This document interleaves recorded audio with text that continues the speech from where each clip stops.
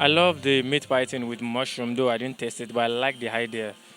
To me, is out of it. I've never thought about somebody making a meat pie with mushroom, but I know we used to have mushroom as meat in soup traditionally. So having it in meat pie is something that I like too. And then I like the coconut water juice. Cool. Over here, we actually had mushroom in okra in replacing meat. It was completely vegetarian, completely vegan, and it tasted so nice. People couldn't believe it didn't have any meat in it. Had salt and pepper mushroom. Basically, you just have mushrooms in a dry skillet with some black pepper and some salt. It tastes delicious. It's a nice snack you can have. It's like she said, it's low in carbohydrates, low in fats, high in proteins, and high in fiber. It's a good thing for diabetics, for instance. People with high cholesterol can use it. Basically, a healthy lifestyle. It has antioxidants in it, so yes, we know some of it actually has been used because of the anti-cancer properties. So it's a very good thing to eat.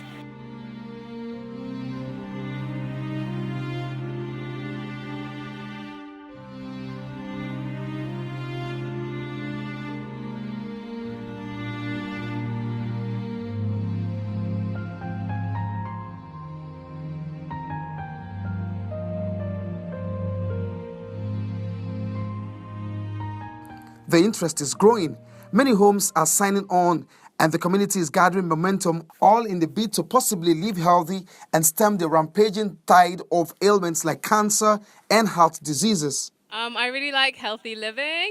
My flatmate is a vegan and I'm really impressed by her, so I want to learn more. And I've bought some amazing cashew nut and peanut butter products. I found out about it through my really good friend who is part of the organizing team. My tip is to cook at home, buy vegetables. I think the first thing is just to know why you want to do it.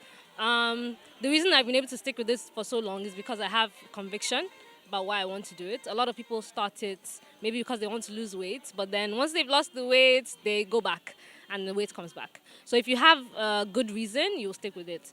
And then the second is to find recipes you enjoy. So at first when I started, I was looking at salads and things that are healthy but don't really taste nice for me. So you need to find recipes that you really enjoy and will encourage you to continue eating that way. So happy to be here. It's been a long weekend, but it's been fun. I brought vegan cakes. My first time actually making vegan cakes, and I'm shocked because when you tell a regular person that the eggs don't have dairy or they don't have eggs, they go, "Nah, I'd rather not." But personal experience, you'd never really know the difference if I don't tell you it's a vegan cake. They still taste amazing, same texture, great flavor, and so I'm very impressed. I'm very happy. Yeah, I think it's just a regular chocolate cake, same ingredients but without eggs, without dairy. As a substitute for the dairy, I use coconut milk as against soy milk. Coconut milk is very rich, it's delicious, it's very creamy, and so you still have your regular flour, but we can also substitute it with wheat flour. But I use regular flour, and then there's cocoa powder, a little sugar. I couldn't use honey because vegan and all, so I used sugar, and then coconut milk. I used dark chocolate, and dark chocolate is not as bitter as people say. Oh, my dark chocolate is bitter. No, it really paired well, and then there's a bit of coffee. Coffee pairs very well with cocoa. It heightens the cocoa flavor, and so that's it. And I'm very happy. I'm very impressed. And then he had coconut shavings on top, which absorbs a bit of flavor on top. Tasting test of blend, juice lab. I'm going to try the Lagos traffic, sugar cane and pineapple, organic cold pressed juice, no added sugar. Josiah Jones live taste test. There you go. Wish me luck.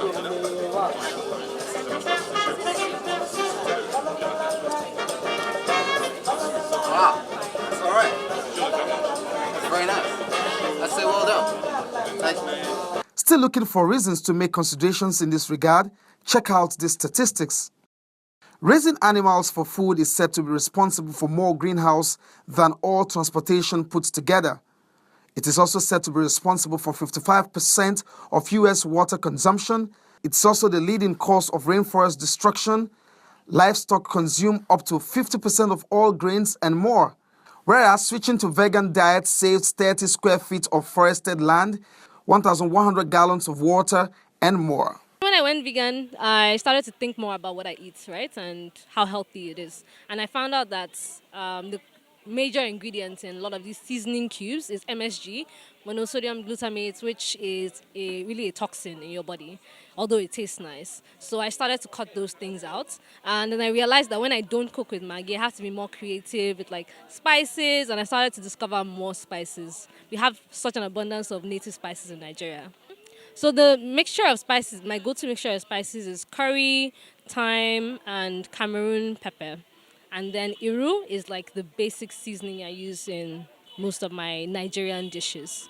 Now is the time that we should realize that what we are searching for is actually within us. No matter how much we spend, how much money we have, the happiness still is something that we seek for here and there. So let's close our eyes and take a deep breath in and realize that's all within us.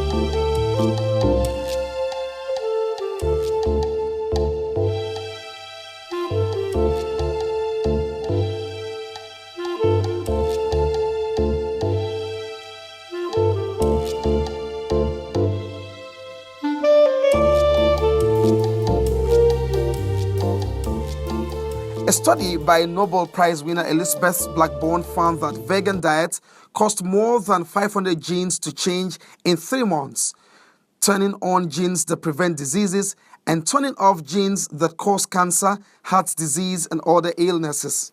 Indeed, the vegan community is a conscious, healthy society that is fast developing all around us, and it does seem like they've got a message that is too scientifically proven to be ignored. VegFest is not necessarily a presentation of animal rights advocates. Rather, practitioners and advocates who make up that community want to be seen as people who unite in compassion and educate about ethical, environmental, economic, and health benefits of a plant-based diet. There has been several movies produced in this regard. One of it is Fork Over Knives, which is a documentary by Dr. Colin Campbell and Cardwell, 2 pioneers in the plant-based movement. The film covers much of what is discussed in the book The China Study. You will understand much more about your own health and how our society has become so disease-ridden over the past 50 years. Plant Pure Nature is the sequel to that documentary, Fork Over Knives. VegFest is now providing a platform for promoting such ideologies that are time-proven and tested to guarantee longevity through plant. The Nigerian version is the 3rd in the series. The advocates hope much more Nigerians will embrace the movement and join to grow the community of people going and supporting green. That's our show for this week. Let's have your opinion using the handles showing on your screen right now. Bye for now.